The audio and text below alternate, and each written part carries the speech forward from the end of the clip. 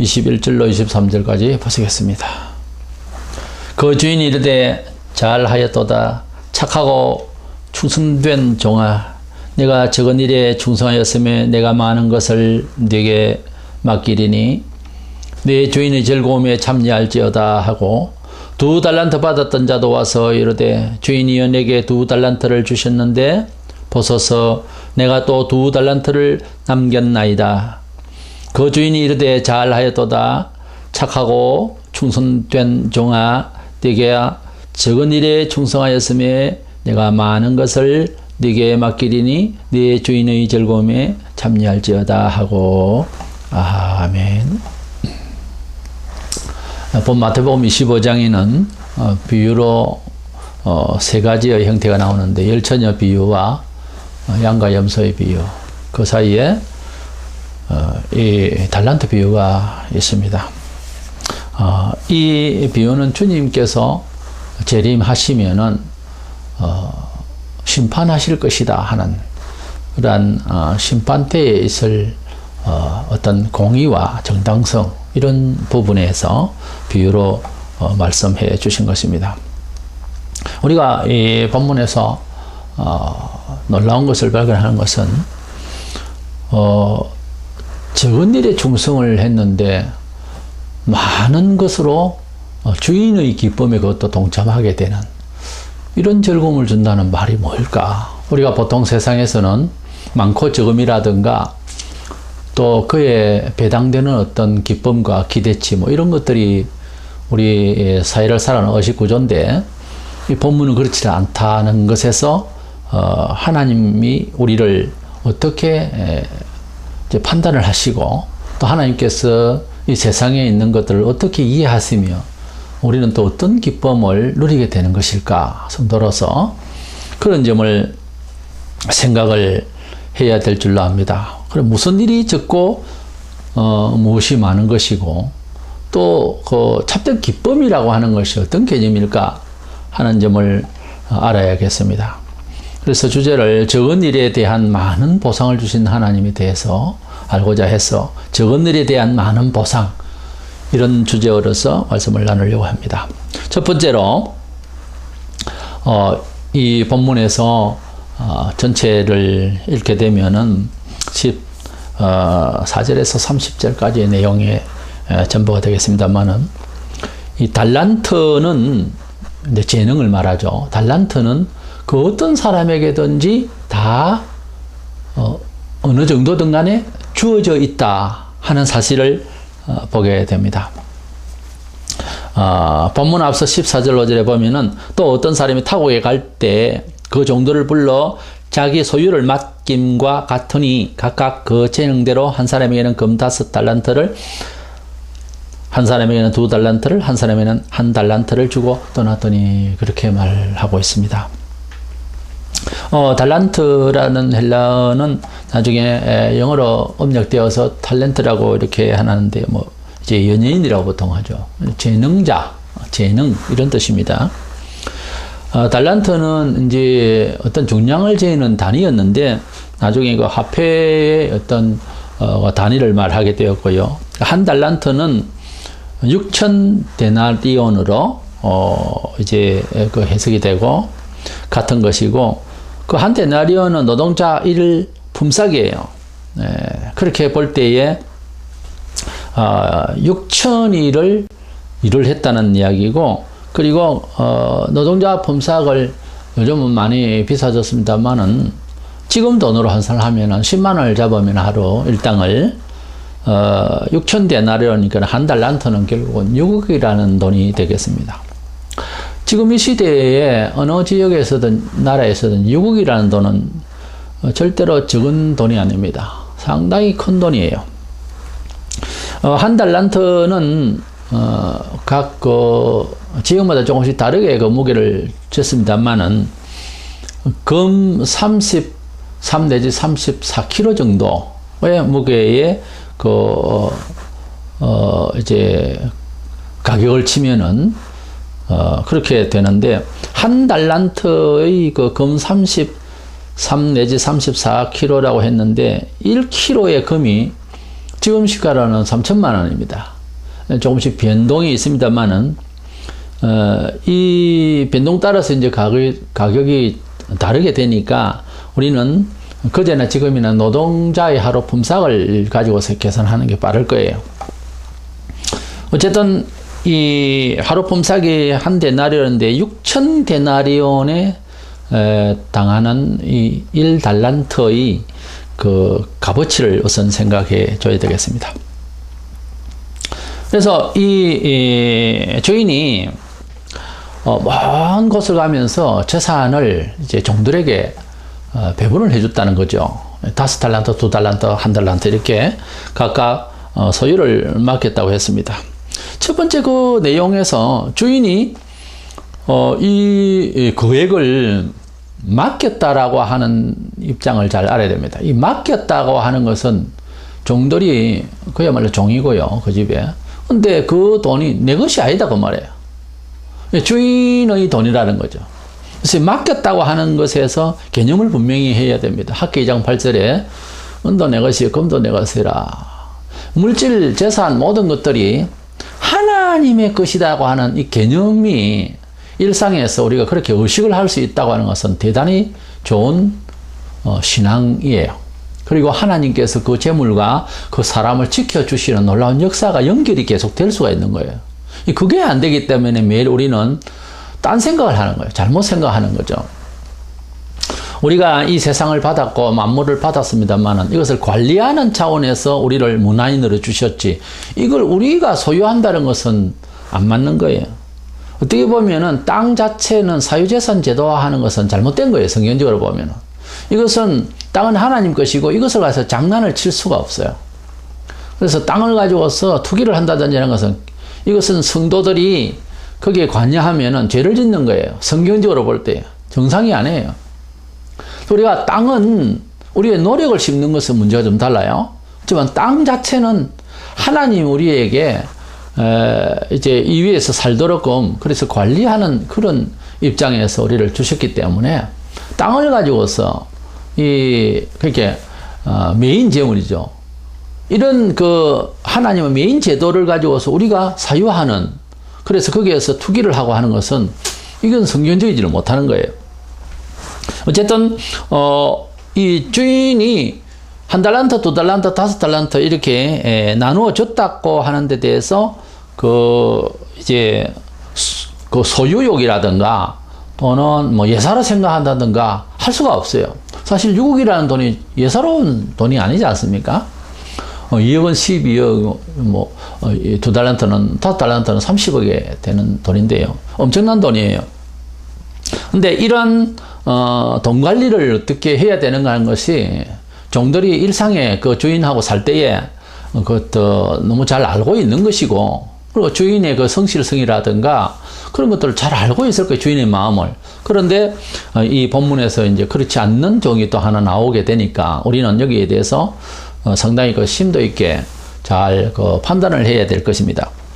그리고 여기 보면 소유를 맡기면서 각각 15절에 보면 재능대로 한 사람에게는 5개, 그 다음 2개, 그 다음에 1달란트 이렇게 각각 나누어 줬다라고 하는 것입니다. 물론 종이 이제 이 세 사람이 세계를 대표한다 이렇게 이제 봐야 되겠습니다만은 많은 사람을 놓고 이제 미세하게 이렇게 성경은 그런 식으로 풀지를 않습니다.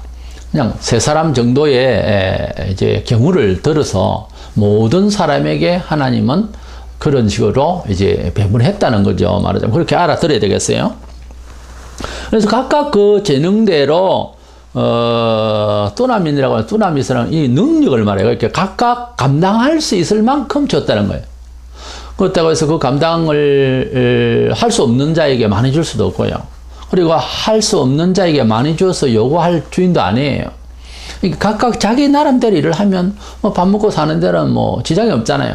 왜냐하면 종은 자기 입장에서 다 일을 하는 거예요. 많이 일을 할 수 있고 재능이 있으면 총애를 좀 더 받을 수는 있으나, 그러나 그 집의 종으로서 마당을 쓰는 정도도 잘 하면 그거로서 또 칭찬받는 거예요. 주인은 그 정도를 무시하는 그런 게 없어요. 뒤에 내용이 나오고 있지만 똑같이 배분하고 똑같이 사랑하고 있는 거예요.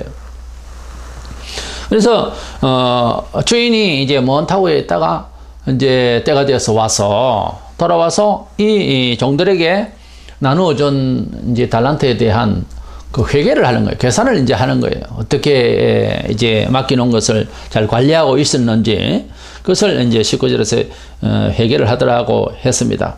이래서 우리는 이 지구촌에 나서 인생으로 살아가면서 가장 뭐 기질들이 있는 거예요. 재능들이 정말 타고난 재질이 다 다릅니다. 이래서 그것으로서 얼마나 유익하게 주인을 즉 하나님을 우리가 기쁘시게 해드릴 수 있는 사람으로서 이들은 5달란트, 2달란트 이 두 친구는 나가서 이제 장사를 해서 배를 남겼다고 이렇게 해놨는데 어떻게 보면 우리가 이제 인생을 살아가는 데에 상업적으로 이야기하자면 인생은 어떤 장사를 하는 것과 마찬가지입니다. 뭔가 이윤을 남기고 이윤을 남기기 위해서 노력하고 손님을 찾아서 또는 이제 이것을 구매하게 하는 이런 활동을 하는 데서 많은 그 힘든 일들이 있죠. 인생을 살아가면서 사람의 관계 속에서 여러 가지 관계 성립이 온전해지려면 많은 희생이 필요하고 지혜도 필요하고 인내도 필요하고 그렇게 열심을 다해야 되겠죠.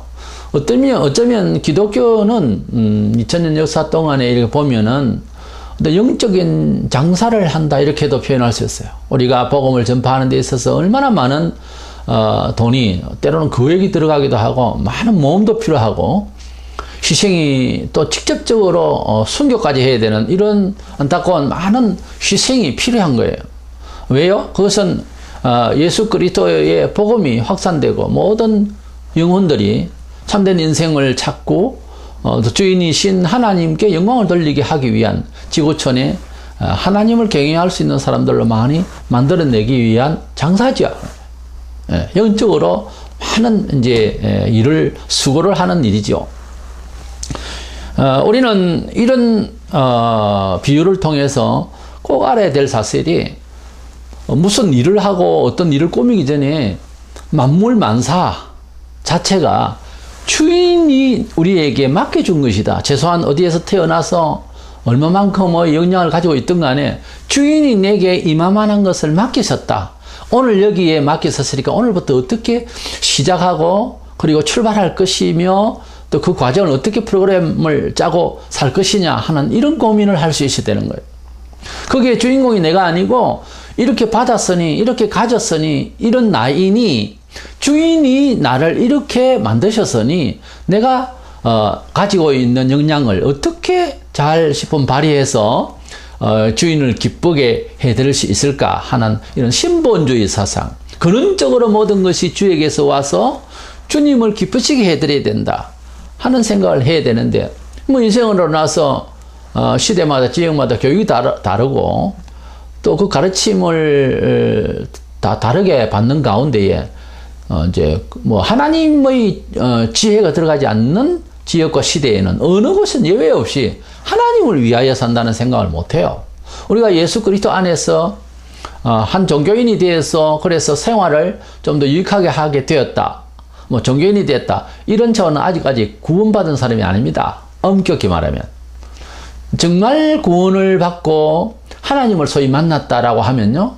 근원적으로 모든 근거가 하나님께 있다라고 하는 생각이 아주 긴장을 가지고 그리고 그것이 오히려 편해져요. 그러니까 내가 관리해야 함에도 불구하고 내 것이 아니라고 하는 어느 정도 자기 자식까지. 성경에는 어쩌면 자기 자신마저 부인하라 그랬어요. 그러니까 그런 차원은 그렇다고 무슨 돌을 닦는 차원의 이야기가 아니에요. 어떤 신비주의 어떤 낭만적인 이야기가 아니고 하나님께서 오늘의 나와의 관계에 있는 모든 것들을 맡기셨다. 그래서 나는 뭐냐? 종이다는 거예요. 누가 이 세상에서 종되고 싶어요? 그러니까 물질이나 권세나 명예나 자기의 환경에 내가 쓰임받는 그 집의 종이다. 이래 생각을 하고 산다는 거예요. 종이 부지런한데 주인이 쫓아낼 리가 없죠? 종은 그 집의 모든 소유가 자기 것이 하나도 없어요. 주인이 원하는 대로 일만 하는 거예요. 그리고 주인의 칭찬만 받으면 잘하는 거죠. 그런 개념의 자아실존. 하나님께 피조물된 나 자신의 인격에 대한 실존적 감각. 그런 이해, 이것은 인생을 살아가면서 제일 급하고 중요한 일이에요. 이것을 자각한다고 하는 것, 나의 실존, 인간의 실존에 대해 근원적으로 이해한다고 하는 것이 얼마나 중요한지 모릅니다. 우리가 뭐 교회 와서 어떤 혜택을 입거나 뭐 또 기도 생활을 잘하고 무엇을 교회 중심적인 어떤 삶에 잘 어울리고 뭐 그런 것이 걱정이 돼서는 안 되고, 우리가 하나님 앞에 나 자신이 누구냐 하는 이 자아 발견이, 하나님 앞에서의 나 자신에 대해서, 인간의 실존에 대해서, 그리고 확산해서 내가 바라보고 있는 모든 헬륨과 이웃과 이 사회와 조국에 대해서, 또는 이 세계와 나와 함께 하나님께 무엇을 어떻게 살아야 되느냐 하는 이런 개념을 확실시 한다고 하는 것은 뭐 인생을 다 배운 거죠. 너무 중요한 거예요. 그럼 지구촌에 나서 생각하는 게 우물하는 개구리처럼 자기 지역에 있는 가치관에서 겨우 해봐 그렇잖아요. 배워도 그렇고 그런 정도에서 인생을 살아간다고 하는 것은 참 따분한 것이고 잘 알지 못하는 거죠. 하다못해 등산을 해서 산 위에 올라가서 동네 아래를 바라보면 마음이 달라집니다. 외국에서 우리 한국을 바라보면은 한국인으로서 오랫동안 살았던 그 가치에 대해서 많이 달리 보이죠. 위성을 타고 달나라에 올라가서 지구를 바라보면 지구의 별이 좀 다르게 보이지 않겠습니까? 우리가 우리 자신을 이해한다고 하는 것은 상대적으로 다른 입장에서, 측면에서 또는 상대적으로 이렇게 보면은 우리 자신을 이해하는 것은 너무 다른 거예요. 동양에서 서양을 바라보는 것과 서양에서 동양을 바라볼 때에 동양인들에 대한 이해는 동양인 스스로 생각하는 것하고는 다르거든요. 다를 뿐만 아니라 뭔가 잘못된 것도 있는 거예요. 인생의 가치에 대해서나 삶의 철학이에요. 이래서 확실한 대답은 세상에는 찾을 수는 없지만은 뭔가 부족하고 뭔가 삐뚤어져 있거나 잘못 보고 있는 경우가 허다한 것이고, 그렇게 상대적이다는 거예요. 예, 관념적이고 뭐 이런 차원에서 인간이 무엇이냐를 철학가들은 많은 이야기를 했지만은 하나님이 만드시고 하나님이 주신 나 자신에 대해서, 또 하나님이 주신 만물에 대해서 인식하게 되고 그렇게 긍정하게 되고 수용해서 삶의 자세를 다르게 한다고 하는 것만큼 너무 큰 지혜는 이 세상에 없어요. 그렇게만 되면은 삶을 그렇게 이해한다면은 제가 확신하건대 하나님께서 그 사람을 보호해 주시는 겁니다. 왜냐하면은 하나님의 종으로서의 입장 정리를 딱 했기 때문에 그 주인 되신 분이 보호 안 할 수가 있습니까? 부지런히 그렇게 살려고 하는데 반드시 지켜주신다고요. 안 지켜주셨더라, 또 화만 당하더라, 만약 이런 사람의 고백은 뭐가 있냐면 근원적으로 모든 것이 하나님 것이다, 이 생각을 평소에 안 했다는 거죠. 그런 생각이 충실치 못한 거예요. 아니 그렇게 눈이 열리지를 않았는지 모릅니다. 그렇기 때문에 자꾸 오해를 하는 거예요. 그래서 뭐 민족주의니 세국 정치니 이런 우물 안에 개구리니 이런 말들이 바로 그런 거예요. 그렇게 가두어져 있기 때문에, 폐쇄되어 있기 때문에 오해를 한 것이지, 그것이 그 뭐 나름대로의 정의라고 하는 것은 정의가 아니단 말이에요. 잘못 알고 있는 거예요, 스스로. 이것이 얼마나 참 허탈하고, 인생이 뭐 투쟁하고 노력하고 뭐 그렇게 해도 그런 그 무지로서 이제 스스로를 이제 오해하고 스트레스를 받고 전쟁을 치르고 하는 이런 모든 것들이 얼마나 근원을 몰라서 오해한 나머지 일어나는 현상들인가를 생각하면 참 덧없는 거예요, 인생이. 지구촌의 삶이 예수 없이는, 하나님이 없이는, 이 만물의 창조주를 만나기 전까지는 모든 삶이 사실은 잘못되어 있는 거예요. 그것을 깨우치는 순간부터 이제 참 역사를, 이제 참 인생을, 이제 참 삶을 산다고 봐야 되겠죠. 사도 바울은 유대인의 뭐 유일신 사상, 그리고 분명히 우리와 달리 창조주 하나님을 잘 아는 그런 유대주의 학자고, 그리고 대단한 집안의 출신이고 그런 영향을 가진 사람이었어요. 그런데 그때 당시에 종교도 잘못되면은 인식만 그래 있을 뿐 마음이 잘못돼 버리면 또 아니네요.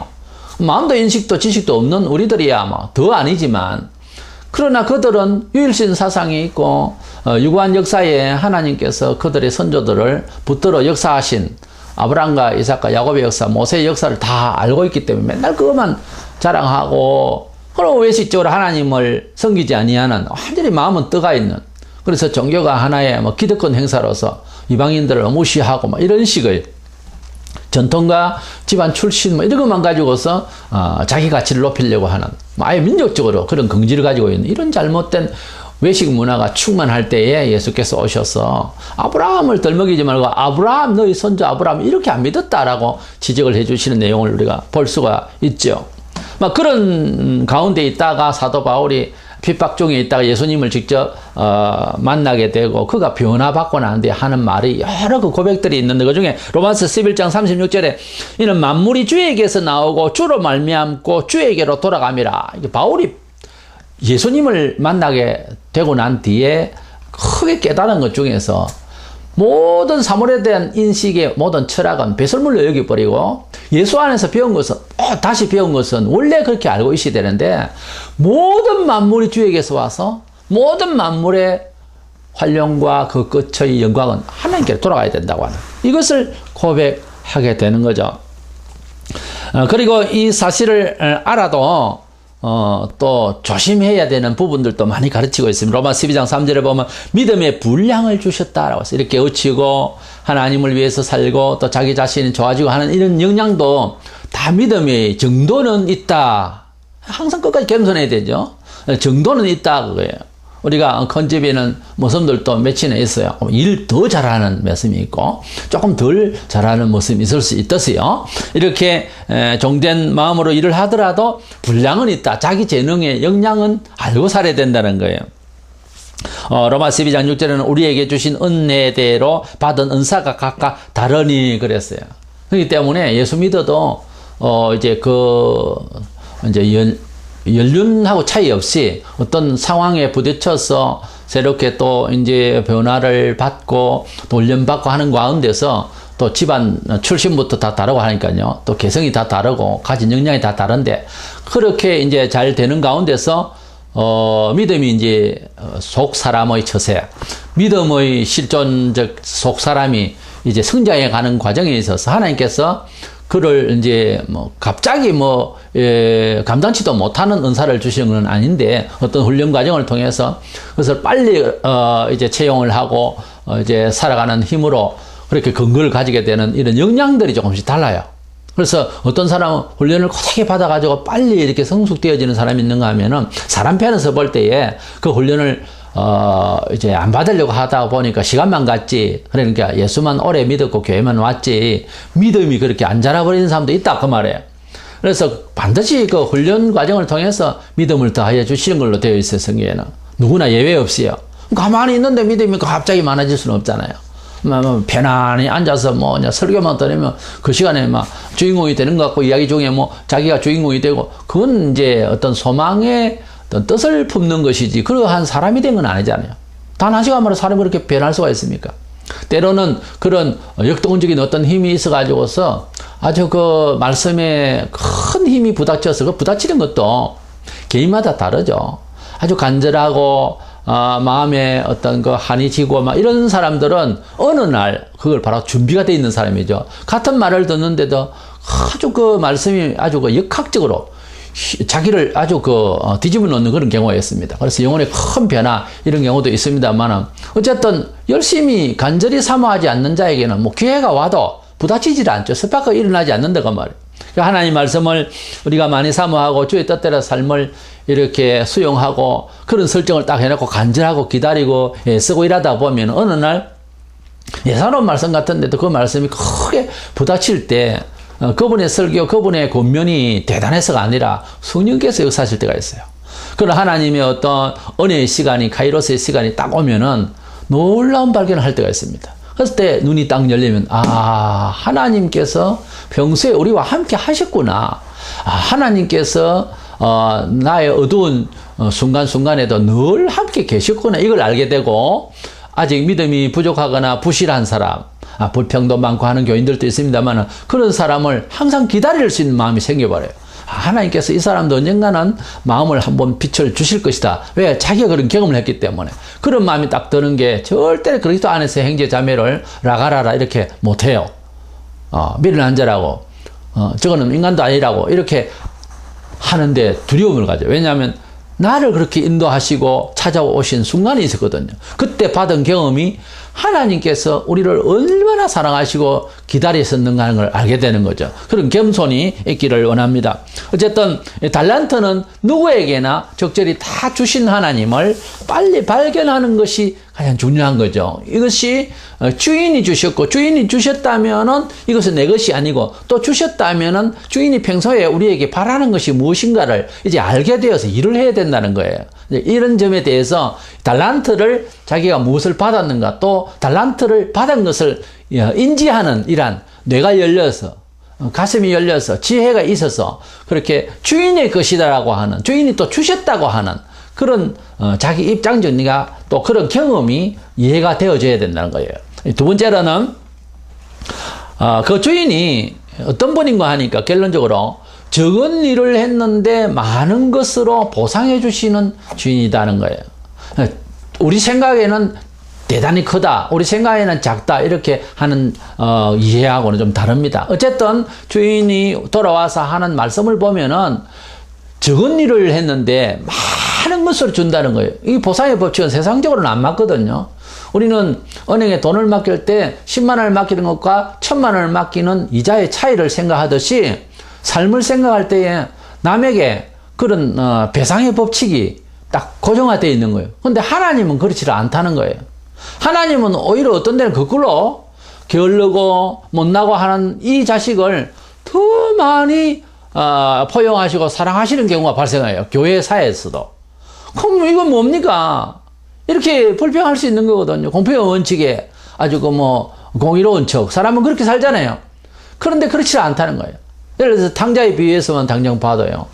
탕자가 큰아들은 둘째 아들이 아버지도 돌아가시기 전에 재산을 분배를 해가지고서 나가서 허랑방탕하고 그렇게 이제 술집을 전전긍긍하다가 거지가 돼가지고 돌아왔단 말이에요.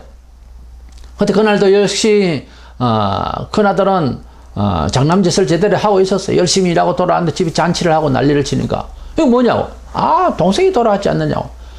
뭐라고? 그 동생이 다 돈 다 닦아 쓰고 하는데 난 염소 새끼도 한 마리 안 잡아주시더니 뭔 송아지를 잡고 잔치를 해 하고 화를 파짝 내잖아요. 이것이 사람들이 살아가는 어떤 공평의 원리예요. 의의 원리인 거예요. 사람이 가지고 있는 의의 원리. 우리가 옳으니 그러니 도덕적인 이야기, 저 사람 위대하다. 우리들의 이 평가가 과연 옳으냐는 거예요. 누가 보면 15장에 탕자에 비해서만 봐도 뭐가 잘못되어 있는 거예요. 근데 아버지는 잃어버린 자식이 돌아왔는데 어떤 면에서는 요즘 이런 시대에도 그런 아들이 그렇게 돌아오면 반죽음이죠. 정말. 그런데 그 아버지는 너무 그를 사랑하고 온 동네 사람 불러가지고 타락한 아들을 위하여서 잔치를 베푸는 내용을 보세요. 이것이 무슨 그림이냐 하면은 하나님이 사람을 사랑하고 하나님이 돌아오기를 바라면서 그 탕자를 받아들이는 그 못난 탕자를 받아들이는 심정하고 돌아온 아들을 바라보는 위에 형님이 바라보는 거하고는 다르다는 그런 뜻이에요. 하나님의 그 사랑은 인정적 사랑, 인간의 어떤 윤리의식과 도덕 수준을 완전히 뛰어넘어 있는 거예요. 그걸 알면서도 늘 우리는 그렇게 아버지의 마음을 헤아려서 형제를 생각하지 않고 살거든요. 이게 고쳐야 되는 거예요. 아버지의 마음을 배웠으면 아버지 마음을 맞춰서, 그래서 효심을 가지고 하나님 아버지에 대한 효심입니다. 그런 마음을 가지고 형제를 생각하고 세상을 생각하는 넓고 기다리는 사랑의 마음을 가지고 살아야 되는데, 그런 사람이 가지고 있는 수치, 가치의 그 수치하고 그 양이 다릅니다. 이것을 오늘 본문에서 보려고 하는 거예요. 주인이 돌아왔습니다. 돌아와서 달란트를 주었던 이 종들 셋을 불러서 회계 계산을 하게 되는데, 5달란트 받은 자는 장사해가지고 또 배를 남기고, 2달란트 받았던 사람들도 그와 같이 해서 배를 남겨가지고서 주인에게 칭찬을 받는데, 그 칭찬이 꼭 토시 하나 안 틀리고 똑같이 21절과 23절 이렇게 되어 있어요. 그 주인이 이르되 잘하였도다 착하고 충성된 종아, 네가 작은 일에 충성하였으며 적은 일에 충성하였으며 내가 많은 것으로 네게 맡기리니 내 주인의 즐거움에 참여할지어다. 그랬어요. 5달란트하고 2달란트는 2배 반 차이입니다. 30억과 12억이란 말이에요.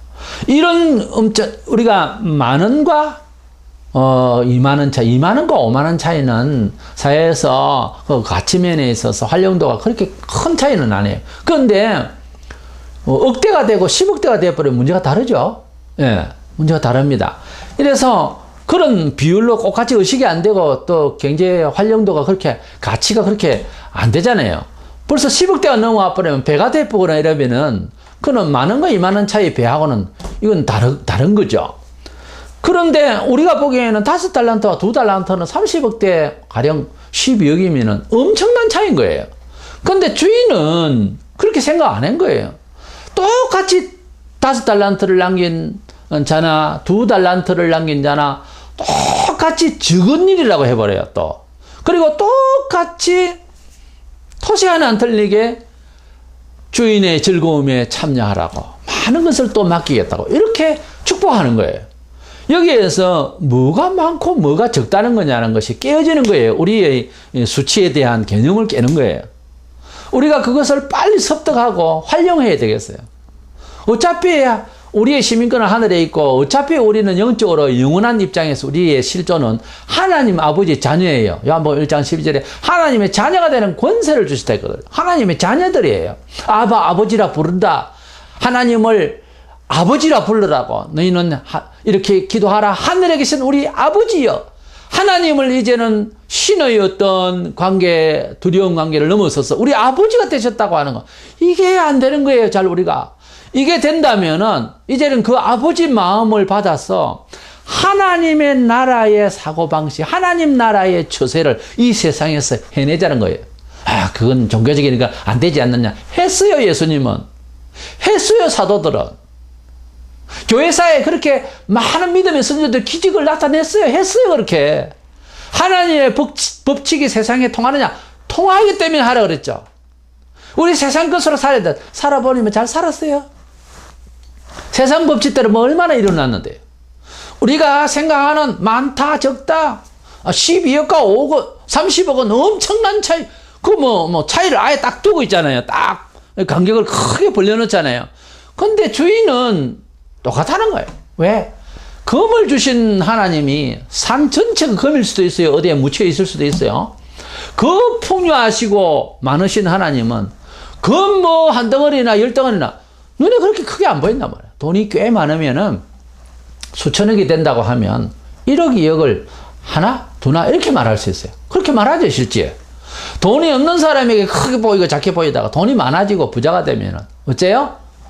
예? 보는 게 또 감각이 아주 잘게 보잖아요. 크게 보이던 것이. 마찬가지인 거예요. 하나님께서 보실 때에는 그렇게 크게 보이지를 않는 거예요. 이런 것들이 다. 예. 대단한 것도 별로 없는 거예요, 세상에는. 욥기 35장 6절에 7절에 이런 말이 있어요. 그대가 범죄한들 하나님께 무슨 영향이 있겠으며 그대의 악행이 가득한들 하나님께 무슨 상관이 있겠으며 또는 그대가 의로운들 하나님께 무엇을 드리겠으며 그가 그대의 손에서 무엇을 받으시겠느냐. 이 말은 잘못 오해하면 안 되는데 우리가 사람이 범죄해가지고서 막 고통받고 그래서 좌절하다 보면은 막 유다같이 자살을 해버린다든지 이 정도까지 가는 것이 왜 그러냐 하면은 우리가 늘 인생 중에 살면서 안고 있는 도덕 심리의 한계란 말이에요. 잘 들으셔야 됩니다. 우리가 가지고 있는 지금 계속해서 제가 말씀드리는 것은 사고방식이에요. 인식도를 바꿔야 되는 거예요. 우리가 가지고 있는 도덕적 의식과 윤리의식이 유다로 하여금 좌절하게 한 거예요. 사회가 유다를 어떻게 볼 것이냐가 유다가 알고 있는 거예요. 유다 자신도 그렇게 엄연히 알고 있는 사회의식인 거예요. 도저히 앞으로 나아갈 수가 없는 거예요. 역대 대통령 중에 우리나라도 안타깝게도 대통령이라는 사람이 자살을 했어요. 이런 것들은 세상이 나를 어떻게 보느냐, 내가 또 세상을 그렇게 이해하는 그 이해의 척도가 한계에 부닥치면 힘을 못 쓰잖아요. 근데 하나님은 그렇지 않다 이 말이에요. 하나님은 유다가 생각하는 거기에서 바로 그 순간을 위하여 아들을 주셨다는 거지요. 아들을 주셔서 희생하셔서 바로 그 한계에 있는 인간을 구원하시기 위해서 하나님의 아들을 주셨다는 거예요. 우리가 사람이 반성하고 수련하고 이렇게 교육하고 이렇게 이제 구원하고 우리 사람이 할 수 있는 구원을 하고 할 수 있으면 아들을 희생시킬 것까지는 없거든요. 그렇지 않습니까? 하나님께서 뭐가 답답해서 그러겠어요? 좋은 선생들만 뭐, 동양, 서양, 유럽 이렇게 깔아주면 되죠. 근데 그게 안 된다는 거예요. 사람이 가지고 있는 모든 가치 인형, 어떤 판단 능력의 공의의 한계가 딱 부닥치면요. 그러면 이제 뭐, 한계가 딱 부닥치면 힘을 못 써요. 사람이 할 수 있는 일이 있고 할 수 없는 일이 있어요. 죽음을 어떻게 할 수 없었잖아요. 진노를 어떻게 할 수 없어요. 엄청난 위협을 어떻게 할 수가 없는 단계가 우리 삶에 얼마나 많은 그 한계를 느낍니까? 그렇게 하면서도 하나님을 욕하고 하나님이 그 사람과 하나님이 사람을 살리는 법칙에 대해서 안 들으려고 한다고 하는 것은 안타깝게도 사람이 가지고 있는 죄의 근성이에요. 사람이 가지고 있는 교만한 지식의 한계예요. 그러니까 정말 무엇을 발견하려면 일반 사회를 살아도요, 상식을 깬다는 말이 있어요. 그 깨야 뭐가 새로운 게 나오잖아요. 예, 한 것을 버려야 새 것을 얻는다고요. 이거 대단한 철학이에요. 그렇지 못하면 항상 과거에 살아야 돼요. 그렇지 못하면 항상 그 한계에서 만족하는 그 훈련만 자꾸 쌓고 가두어지는 거예요, 사람이. 그러니까 뭔가를 상식의 틀을 깰 수 있는 이런 몸이 없이는 신을 만날 수는 없어요. 그래서 하나님은 다행스럽게 진짜 존재하시고 예수 그리스도 기독교 교주라고 사회는 하지만 예수 그리스도는 다행스럽게 부활해서 살아계세요. 그러니까 몸을 걸고 완전 올인할 수 있다니까요. 이런 투자 가치에 이러한 확실한 자리가 어디 있습니까? 예. 인생을 모든 집안의 소유를 다 팔아서 보화가 묻혀있는 그 밭을 산 사람 마냥 예수를 믿을 때는 있잖아요. 모든 인생을 걸고 앞뒤 계산을 너무 많이 하면 안 돼요. 모든 걸 걸고 주님께 의지하는 그런 믿음이 어쩌면 정상적인 하나님의 자녀의 성격이에요. 근데 그게 안 되거든. 평생을 가도 얼마 못해요, 그걸. 근데 그것을 빨리 해버리는 사람들이 있어요. 아마 죽음을 놓고 자기에게 죽음을 놓고 하는 건 위험한 건 아니에요. 우리가 위험을 느끼는 거지. 절대 위험한 건 하나님께 나아가는 것이 위험합니까? 위험한 건 하나도 없어요. 베드로가 바다 위를 걸어갈 때 위험을 느꼈습니까? 처음에 위험한 건 하나도 없어요. 우리 자신이 스스로 가진 경험의 지식 때문에 위험을 느낄 뿐이죠. 하나님은 하나도 위험하지 않았어요. 이스라엘이 출애굽할 때 광야에 나왔을 때에 뒤에는 뭐 추적을 하고 있고 그 바로 군대가 위험을 느끼죠. 그건 우리 스스로를 살아가는 처세의 능력의 한계잖아요. 그랬을 때 모세 보고 막 원망하고 이럴 때 하나님께서 불기둥으로 갑자기 하늘에서 불기둥이 내려올 줄 어떻게 알았어요? 하나님은 편하다니까요. 홍해가 갈 때도 갈라지기 전에 얼마나 바둥거리고, 그건 사람이 가지고 있는 스트레스거든요. 사람이 가지고 있는 비난이거든요. 사람이 가지고 있는 자기들의 상식이거든요. 우리가 늘 그렇게 하고 살아요. 예? 바다가 놓이면 바다가 놓였다고, 물이 없으면 물이 없다고. 항상 불만하는 것은 불만을 하는 게 잘못됐다 뭐 그런 뜻이 아니라 불만할 수밖에 없는 지식의 경험의 능력의 한계를 말하는 거예요, 사람이. 그런데 하나님께서는 돌을 깨어서 물을 주시고 광야에서 뭘 먹고 살아란 말입니까? 하나 먹으라 만나를 내려주시고 고기도 참 우리는 애굽에서 많이 먹었는데 막 고기를 주시고 안 되는 게 없어요. 안 되는 게 없어. 이렇게 하나님 편에서는 참 쉬운데 우리 사람 편에서는 왜 안 될까요? 하나님이 우리를 미워서 개인적으로들 경험이 안 되는 것은 뭐 한 사람은 어떻고 한 사람은 그게 아니에요. 그런 운명론적인 것이 아니고 우리가 하나님이 우리를 사랑하시는 그 손길, 힘 이것을 안 믿어서 그렇단 말이에요. 그런 뜻에서 기독교는 믿음의 종교라고 하는 거예요. 계시를 했으면 그거를 일단 믿고 수용을 하고 모험을 해봐야 되는 거예요. 그 경험도 없는 일을 어떻게 해? 11조에 주일성수라고 직업을 바꾸다니 우리 굶어 죽으란 말이냐? 그래서 많이 경험하고 많이 노력해봤는데 뭐 인생사가 어떻는데요? 어차피 세상에 방법이 없었지 않습니까? 별거 없다는 거 알았지 않습니까? 그러면 다른 방식으로도 한번 해볼만 하지 않습니까? 그것도 2000년이나 많은 구름대와 같은 정인들이 있는 이 기독교 세계를 한번 뛰어들만 하지 않아요? 그래서 사람이 그렇게 겁이 많아요. 하나님이 기뻐하시는 삶에 이런 방향을 설정해보자 이 말이에요. 어쨌든 하나님 앞에 죄를 짓고 우리는 충격을 받고 우리는 저주를 하고 비판을 하고 크게 보인다 이거죠. 죄가 크게 보이고 물질로도 많이 가지고 있으면 크게 보이고 이게 아니라는 거예요. 하는 게 5달란트나 2달란트나 하려나 똑같이 보이는 거예요. 적다. 세상은 적은 거예요. 세상에 큰 거 없어요. 주인은 다 적다 그래요. 적은 일이 충성한 종아. 적다 그랬어요. 하나든 5이든 적다는 거예요. 별거 아니다는 거지, 그 말은. 우리가 의의를 드러내고, 마냥 어떤 사람은 뭐 추앙하고, 뭐, 그래서 동상도 만들. 근데 우리가 보기에 대단하지. 하나님 보실 때에는 대단한 거 아니라는 거죠. 별거 아니라는 거죠. 우리가 뭐 굉장하다고 성자라고 아니라는 거죠. 별거 아니라는 거죠. 그런 뜻이 욥기 35장 6절 7절에 말이에요. 죄 때문에 고민하면 하나님은 충격 주는 여야. 하나님이 충격받을 일다. 너 어렵다 하느냐. 그거 가지고 뭐 하나님 뭘 받겠냐. 이런 뜻이에요. 그러니까 우리가 좀 개념을 뭐 죄를 두려워하지만 이 말이 아니고 하나님 편에서는 그렇게 좌절하고 누구를 죽이고 할 만한 일들은 아니라는 겁니다. 죄든 의든 그렇게 뭐 충격적이지는 않다 이 말이에요. 하나님은. 그래서 하나님께 다 답이 있다 그 말이에요. 이래서 2달란트나 5달란트나 이제 주인은 똑같이 보고 그렇게 이해하는 그런 개념의 가치 이론 수치에 대한 이해 우리도 그것을 닮아야 되겠다는 거예요. 착하고 충성된 종이라고 하는 것은 착하다는 어떤 도덕적 선이지만 충성되는 것은 이제 실천하는 거예요. 그러니까 성실하게 무엇을 얼마만큼 우리가 받았던 간에 그것을 통해서 주인을 기쁘시게 해드리는 선행과 믿음과 사랑 가운데서 이 세상을 우리가 몸짓을하며 우리가 열심히 일해 나가는 이런 모습들이 주인을 위해서 하는 이런 모습이라면 사람과 사람 사이에서 이루어지는 일들에 대해서 막 스트레스를 받고 이건 아니죠. 왜냐하면 이것은 주인 건데 이렇게 생각을 하고 주인을 위해서 아끼고 주인을 위해서 쓰고 주인에게 물어보고 이렇게 해야 되는 거예요. 우리가 이성으로 살고 상식으로 살지만은 또 우리 성도는 영감적으로 살아라고 되어 있잖아요. 성령의 인도를 받아가면서 그런 입장적 내가 되어 있는 가운데서도 영적인 인도를 자꾸 감지해야 되는 거예요. 뭐 또 모르고 하면 안 되지만. 그러면 이해가 잘 안 되고 하더라도 주일날 예배하니까 간다. 뭐 좋은 거죠. 우선 몸으로도 가야 되는 거예요. 처복존식이라고. 그러니까 하나님의 삶의 원리가 있으면 이해가 안 됐더라도 막 밀고 들어가야 되는 거예요. 그래야 역사가 나는 거예요. 그래서 전도를 많이 해본 사람들이 공통된 말이 뭔가 하면은 나가면 사람을 만나고 안 나가면 사람을 안 만난다. 못 만난다. 너무 쉬운 이야기이면서도 그게 정답인 거예요. 나가야 되고 일을 저질러야 되는 거예요. 그래야 역사가 나든지 뭐가 나죠.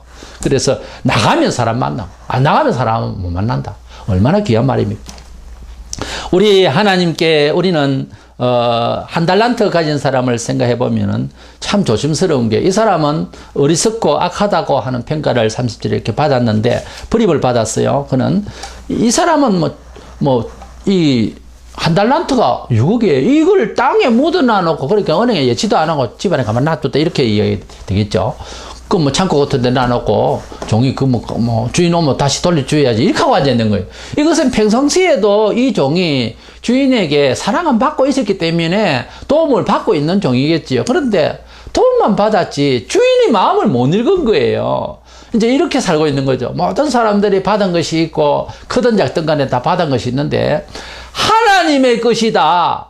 그래서 하나님의 몸과 하나님의 나의 모든 여건을 어떻게 하면 아버지께서 기뻐하실까 하는 생각을 가지고 살아가는, 즉 신앙으로 살아가는, 예수 그리스도를 감사하면서 주의 보혈을 감사하여 이 구원받은 은혜의 기초 위에서 내가 어떻게 하면 좀 더 보답하며 살고 어떻게 하면 주님께 영광을 돌리는 삶을 살고 이렇게 생각하는 이 생각이 정상이건만 교회를 다녀도 전혀 못할 말로 얻어먹기만 했지 받기만 했지 뭘 내놓을 줄 모르는 전혀 이것이 안 되는 이런 성질의 사람은 참 문제가 있는 거예요. 이 1달란트 받은 사람은 땅에다 묻어놨다 주인 오니까 그냥 끄집어내준 거예요. 아무 일을 안 했다는 거 아니겠어요? 충성을 안 했다는 거 아니겠어요? 충성이라는 믿음을 믿음이 주인의 관계의식이 아무것도 안 돼 있다는 거예요. 그래서 이 자를 어두운 가운데 내가 쫓으리 지옥 보낸다는 말이에요. 이것은 뭔가 하면은 이 세상을 살아가는데 모든 만물의 근원을 가지고 있으면서 인생들이 주님 앞에 영광을 돌리지 않고 살아가다가 죽음을 맞을 때 이것은 형벌 받는다는 말이에요. 우리가 심각합니다. 어떤 지식이 중요한 게 아니에요. 인생이 와서 먹고 살다가 일하다가 죽을 때까지 우리에게 주신 모든 것들을 하나님 거로 생각하지 못하는, 즉 비기독교인, 불신, 하나님을 만나지 않는 것이 죄가 됩니다. 그래서 이 살다가 자기 먹는 거 즐거워하고 그저 그러다가 죽어버리면 하나님께서 계산할 때에 내가 너에게 줬는데, 그때는 알아요. 심판할 때는 너 그거 가지고 나한테 뭐 해줬냐? 안 되는 거예요. 답이 없는 거죠. 우리가 심각합니다. 무슨 일을 했느냐가 중요한 것이 아니라 우리가 무엇이며 어디서 왔으며 이거부터 아는 것이 너무 중요한 거예요. 지구촌에 나서 가장 시급하고 가장 중요한 지식이 뭔가 하면 하나님이 나를 주셨다, 하나님이 나에게 이 모든 것을 주셨다, 이걸 먼저 알아야 된다는 거예요. 입으로 말을 그렇게 하고 모든 어떤 활동에 있어서 그런 의식 구조가 되어 있어야 되는 거예요. 그게 안 돼 있고 이건 내 땅이다, 이건 내 거다, 이렇게 고집을 씌우면은 이건 뭐 하나님께서 죽는 날 다 걷어가시는 거와 마찬가지겠지만 때로는 세상 중에 살면서도 걷어가 버리는 경우도 있잖아요. 그러니까 이 모든 것들을 아버지께서 주셨다고 하는 것을 노래처럼 불러야 됩니다. 그것이 정상이니까요. 안 믿어집니까? 자꾸 해보세요. 믿어집니다. 제일 좋은 것은 크게 통회하고 하나님의, 원천적으로 하나님의 소유다 하는 것을 깨닫는 것이 가장 기본이고 축복받을 수 있는 삶이 시작되는 거예요. 고린도전서 10장 31절에 그런즉 너희가 먹든지 마시든지 무엇을 하든지 다 하나님의 영광을 위하여 하라. 그래서요. 때문에 우리가 받은 것에 대해서 고린도전서 4장 2절에 그리고 맡은 자들에게 구할 것은 충성이니라. 우리가 가지고 있는 것을 주님께, 주님의 영광을 위해서 일해야 됩니다. 야고보 3장 13절에 선행으로 말미암아 지혜의 온유함으로 그 행함을 보일지니라. 우리가 하나님 앞에서 믿음을 믿습니다 말만 하고 돌아가서 자기 소유욕, 자기 스트레스, 자기 한계, 그 속에서 산다면 이건 이원론적인 거예요. 이건 하나님을 만난 사람의 제정신이 아니에요. 하나님을 만난 사람이라면 적은 가운데서도 기뻐하고 많은 가운데서도 교만하지 않아요. 늘 아버지 거니까 많다고 우쭐하지 아니하고 작다고 좌절하지 않습니다. 어떤 경우에는 어떤 큰 죄를 짓고 어떤 작은 죄를 짓고 차이도 없어요. 다 하나님 앞에 회개하고 용서받을 수 있고요. 또 그 어떤 여건이 열악한 환경이고 또 좋은 환경, 이건 보장할 수 없는 것 아니에요. 우리 경험 아니에요. 하나님의 인도를 받는다 할 때는요, 많으면 많은 대로 더 많은 일을 할 수 있겠죠. 법칙 그렇잖아요. 작으면 작은 대로 또 그만큼의 역사를 할 수 있겠죠. 얼마든지. 그게 또 기쁨이 있는 거예요. 천사라면 천사들대로 농사하면서 기쁨이 있고요. 도시의 공장에서 물건을 만들어내는 이런 산업사회에서의 사람들도 기쁨이 있어요. 다 나름대로 기쁨이라는 게 있습니다. 천사람이라고 해서 바보 같은 기쁨인 줄 압니까? 안 그렇습니다. 씨를 뿌리고 열매를 거두기까지 수고하고 땀을 흘리고 결실을 맺으면요, 그리고 난 뒤에 이제 옥수수를 이제 삶아서 먹는 그 즐거움이, 저도 어릴 때에 그런 즐거움을 느꼈는데 일하고 난 뒤에 먹는 그렇게 즐겁고 행복할 수가 없어요. 그러니까 어떤 행복, 어떤 기쁨은 양에 있지 않아요. 사실은 우리 경험이 그렇잖아요. 하나님께서 2달란트, 5달란트를 격차를 두지 아니하고 똑같이 주인의 즐거움에 참여하게 되는 이런 은총을 주시면 우리가 생각하는 수치, 우리가 생각하는 행복의 수치하고 다릅니다. 하나님의 편에 서서 우리가 생각합시다. 이래서 우리가 받은 것을 가져가서 지혜의 온유함으로 그 행함으로 보일지니, 우리가 주님 앞에 받은 것인 줄로 안다면 정녕 교회의 일, 교회의 재산 또는 그리스도인으로서의 삶의 모든 역량에서 우리가 하나님의 영광을 위하여 같은 자식들로서 우리가 하나님 아버지께서 기뻐하시는 일을 해야 될 것입니다. 오늘날 20세기 말부터 배금주의 사상이 우리 교회 안에까지 들어와 가지고서 많고 적음을 따지고 높음과 낮음을 따져서 이 교회가 스트레스를 받고 있습니다. 그래가지고 끼리끼리 모이고 이상한 이런 그다가 물량주의에다가 외모지상주의에다가 이것들 교회 안으로 막 들어와요. 쓰나미처럼. 저는 농어촌에서 자라면서 아주 큰 바다에 그 파도와 해일을 막기 위해서 방파제라고 그러는데, 우리 만이기 때문에, 조그마한 이 촌이기 때문에, 거기에 바닷가에 해안 앞에 이제 축담을 사는, 이것을 방축이라고 그러죠. 방축을 이제 했는데, 어떤 때는 물이 많이 넘쳐, 이제 낮은 땅에 있는 바닷가에 있는 집들은 마당까지 물이 들어오는 경우도 있고요. 또 여름에 홍수가 나서 물이 내려가서 다시 이제 부풀어 올라와서 다시 이제 넘쳐오는 경우도 가끔은 있었어요. 그러나 쓰나미처럼 되지 않았기 때문에 바닷물이 빠질 정도까지만 기다리면 되는 정도였습니다. 그때에 이제 물이 들어오고 나오고 하면서 이제 방충이 무너지면 다시 쌓고 조금 더 높이고 그랬었어요. 우리가 그리스도 안에서 삶을 살아가면서 인생을 살아가면서 잘못된 것들이 우리의 가슴, 우리의 이치에 넘쳐올 때, 세속적인 물이 넘쳐올 때 이거를 방지할 수 있는 이러한 방축을 잘 쌓아야 되는 것입니다. 우리가 때로는 당하기도 하고 교회도 시험을 받기도 하지만 잘 회개해서 다시 또 방축을 잘 쌓고 이래서 구분이 되어야 되는 거예요. 바다와 육지가 분명히 구분된 이 방축이 있어야 되는 거예요. 이게 없이 교회가 아무거나 들어오고 이게 전부 잘못된 거예요. 하나님 아버지의 법칙을 이게 와해시키면은 교회만 다르지 삶의 방식은 똑같이 골치 아프게 산다니까요. 있으면 좋고 없으면 나쁘고 이런 식으로. 오늘 이 시간 반성하면서 적은 일로 보시는 하나님 앞에 뭐 죄든 의든 적은 일로 보시는 하나님 앞에서 종된 마음으로, 종이 무슨 욕심을 부리면 뭐하겠습니까? 그 집에서 종인데 잘해봐야. 그러니까 종된 마음으로 우리가 가지고 있는 것, 우리의 모든 역량을 하나님 앞에 잘 충성하면, 적어도 괜찮아요. 작게도 괜찮아요. 작은 일이 충성하라고 하면 많은 보상을 주신다는 약속이 있으니까 그 많은 것을 체험해 보시라니까요. 분명히 내가 생각하는데 내를 돌이켜보건데 작게 충성했는데 분명히 많이 주세요. 분명히 작은 충성이었고 적은 일이었는데 크게 주신다는 것이 깨달아져야 됩니다. 그게 정상적인 거예요. 꼭 그렇게 깨달으시고 작은 일에 적은 일에 충성하셔서 많은 것을 보상해 주시는 아버지의 축복을 체험하는 저와 여러분 되시기를 축원합니다.